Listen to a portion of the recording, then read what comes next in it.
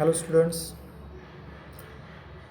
Last लेक्चरला आपण थर्मोडायनॅमिक्सच्या काही basic कन्सेप्टचा study केला, ज्यामध्ये इंटरनल एनर्जी, हीट, टेम्परेचर आणि फर्स्ट लॉ ऑफ थर्मोडायनॅमिक्सविषयी आपण स्टडी केलं.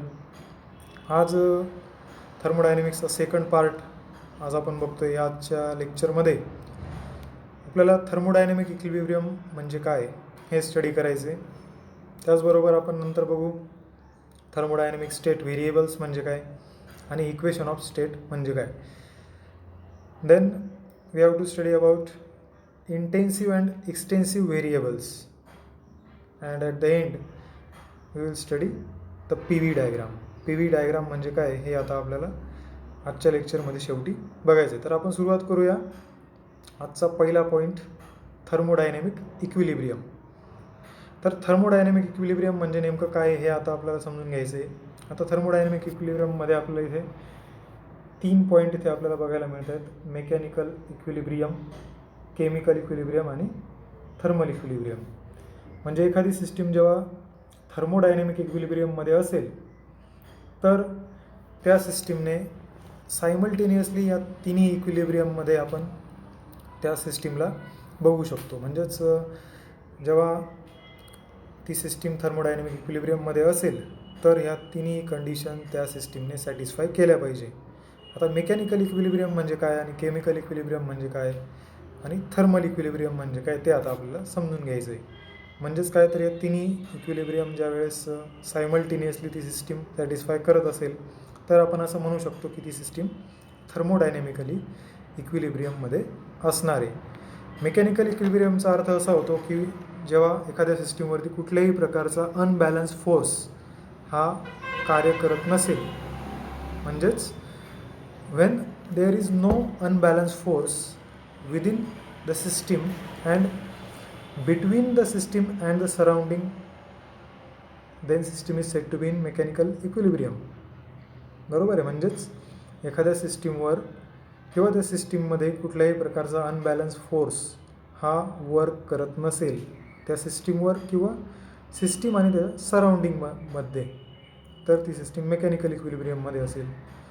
आपण दुसऱ्या पद्धतीने मेकॅनिकल इक्विलिब्रियमचा असा अर्थ घेऊ शकतो की त्या सिस्टीमवरती जे प्रेशर असेल ते थ्रूआउट सेम असणार आहे त्या सिस्टीममध्ये, किंवा त्या सिस्टीम आणि सराउंडिंगवरती जे काही प्रेशर असेल ते जर सेम असेल तर ती सिस्टीम मेकॅनिकल इक्विलिब्रियममध्ये असणार आहे. Second point of thermodynamic equilibrium is chemical equilibrium. When there are no chemical reactions are going within the system and there is no transfer of matter from one part of system to the other because of diffusion, then that system is called as chemical equilibrium. That system is said to have chemical equilibrium. Okay. म्हणजेच काय, तर त्या सिस्टीममध्ये किंवा त्या सिस्टीमबरोबर with respect to time कुठल्याही प्रकारे chemical reaction होत नसावी, तरच ती सिस्टीम ही केमिकल इक्विलिब्रियममध्ये असणार आहे. आणि डिफ्युजन होत नसावं, म्हणजे मॅटर जो असेल त्या सिस्टीमच्या एका पार्टकडून दुसऱ्या पार्टकडे डिफ्यूज होत नसावा, तरच ती सिस्टीम केमिकल इक्विलिब्रियममध्ये असेल. आणि थर्ड कंडिशन काय आहे, थर्मल इक्विलिब्रियम. म्हणजे त्या सिस्टीमचं जे टेम्परेचर जे असेल ते थ्रूआउट युनिफॉर्म असेल तर ती सिस्टीम थर्मल इक्विलिब्रियममध्ये असेल. ओके. म्हणजेच त्या सिस्टीमचं टेम्परेचर हे with respect to time change होत नसावं. Then we can say that particular system is possessing thermal equilibrium. तर या तिन्ही इक्विलिब्रियममध्येच, म्हणजेच मेकॅनिकल, केमिकल आणि थर्मल इक्विलिब्रियममध्ये जर ती सिस्टीम असेल तर आपण असं म्हणू शकतो की ती सिस्टीम ही थर्मोडायनॅमिक इक्विलिब्रियममध्ये असणार आहे. यानंतर आपल्याला पुढचा पॉईंट बघायचा आहे, thermodynamic state variables and equation of state. Okay. आता थर्मोडायनॅमिक स्टेट व्हेरिएबल म्हणजे काय आपल्याला बघायचं आहे. आता एखाद्या सिस्टीममध्ये काही मेजरेबल आणि ऑब्झर्वेबल प्रॉपर्टीज जर असतील, for example pressure, volume, temperature, density किंवा मास असेल, ह्या मेजरेबल प्रॉपर्टी आहेत त्या सिस्टीमच्या. या मेजरेबल प्रॉपर्टीजला आपण मॅक्रोस्कोपिक व्हेरिएबल्स असंही म्हणतो. आणि ह्याच व्हेरिएबल्सला इथे थर्मोडायनॅमिक स्टेट व्हेरिएबल्स म्हटलेले आहे. या थर्मोडायनॅमिक स्टेट व्हेरिएबल्सला एक मॅथमॅटिकल रिलेशन आपण कन्सिडर करतो, ज्याला आपण इक्वेशन ऑफ स्टेट म्हणू शकतो. ओके. फॉर एक्झाम्पल आपण जर उदाहरण घेतलं आयडियल गॅस इक्वेशनचं. Okay, in that particular ideal gas equation of state is ideal gas equation. Okay, ideal gas equation जे असेल हे त्या सिस्टीमचं आयडियल गॅसमधलं एक मॅथमॅटिकल रिलेशन असेल, ज्याला आपण इक्वेशन ऑफ स्टेट असं म्हणतो. ओके, तर थर्मोडायनेमिक स्टेट व्हेरिएबल्स जे प्रेशर, व्हॉल्यूम, टेम्परेचर, मास या प्रकारचे असू शकतात, त्यांच्यापासून जे इक्वेशन तयार होतं मॅथमॅटिकल रिलेशन, त्याला आपण इक्वेशन ऑफ स्टेट असं म्हणायचे. ओके, यानंतर आपल्याला पुढचा पॉईंट आहे इंटेन्सिव्ह अँड एक्सटेन्सिव्ह व्हेरिएबल्स. आता हे स्टेट व्हेरिएबल्स असतील. आता या स्टेट व्हेरिएबल्सला आपण डिस्टिंग्विश करण्यासाठी सिस्टीमच्या साईजकडे येऊ. ओके, जर हे व्हेरिएबल्स ह्या सिस्टीमच्या साईजवर डिपेंड असतील, ओके, तर त्यांना आपण एक्सटेन्सिव्ह व्हेरिएबल्स म्हणायचे. ओके, आणि जर हे व्हेरिएबल्स या सिस्टीमच्या साईजवर डिपेंड नसतील तर त्याला आपण इंटेन्सिव्ह व्हेरिएबल्स म्हणतो. म्हणजेच काय, the variables which does not depend on size of system are called as intensive variables. For example pressure असेल, टेम्परेचर असेल किंवा डेन्सिटी असेल, हे त्या सिस्टीमच्या साईजवर डिपेंड नसणार आहेत. सिस्टीमची साईज कितीही असली तरी आपण प्रेशर आणि टेम्परेचर हे इक्वल घेऊ शकतो. पण मात्र दुसऱ्या बाजूला एक्सटेन्सिव्ह व्हेरिएबल असतील, हे सिस्टीमच्या साईजवर डिपेंड असतात. बरोबर, म्हणजेच आपण जर त्या सिस्टीमची साईज वाढवली तर त्याचं मास जे असेल ते वाढेल. त्याचबरोबर दुसरं एक्झाम्पल आपण घेऊ शकतो एक्सटेन्सिव्ह व्हेरिएबलचं इंटरनल एनर्जी. इंटरनल एनर्जीसुद्धा त्या सिस्टीमच्या साईजनुसार वाढत जाते. ओके, अशा प्रकारे आपण इंटेन्सिव्ह आणि एक्सटेन्सिव्ह व्हेरिएबलचा स्टडी करू शकतो. आता नेक्स्ट पॉईंट जो आहे तो आहे पी व्ही डायग्रामचा. ओके, पी व्ही डायग्राम म्हणजे काय ते आता आपल्याला बघायचं आहे. आता इथे आपल्याला काही डायग्राम दिसत आहेत पी व्ही डायग्राममध्ये. आता इक्वेशन ऑफ स्टेटला जर आपण ग्राफिकली जर रिप्रेझेंट केलं तर त्याच्यापासून जी डायग्राम तयार होते त्याला पी व्ही डायग्राम असं म्हणतात. ओके, आता इथे आपल्याला 3 पी व्ही डायग्राम इथे बघायला मिळत आहेत. पहिली जी पी व्ही डायग्राम आहे त्यात positive work with varying pressure असं म्हटलेलं आहे. एक्स आणि वाय ॲक्सिसला आपण जर बघितलं तर इकडे व्हॉल्यूम आणि प्रेशर असल्यामुळे ही पी व्ही डायग्राम असं याला म्हटलं जातं.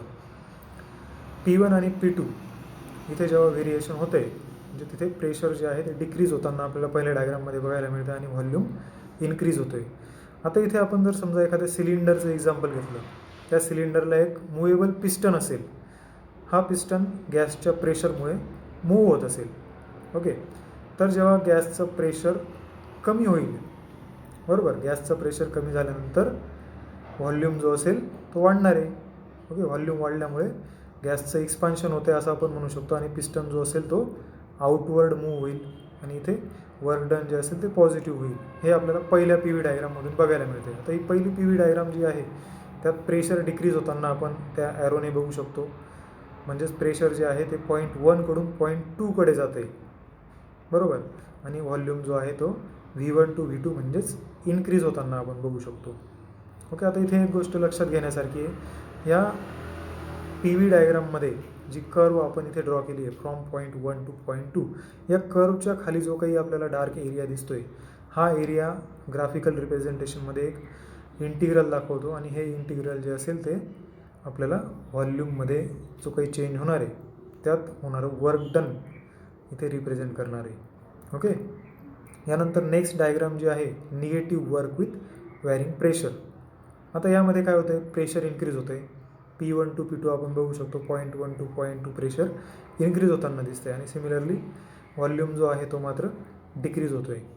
आता व्हॉल्यूम डिक्रीज होत असल्यामुळे कॉम्प्रेशन होईल गॅसचं कॉम्प्रेशन झालं म्हणजे त्या पर्टिक्युलर सिलेंडरला जे मूवेबल पिस्टन असेल त्याचं डिस्प्लेसमेंट इनवर्ड होईल.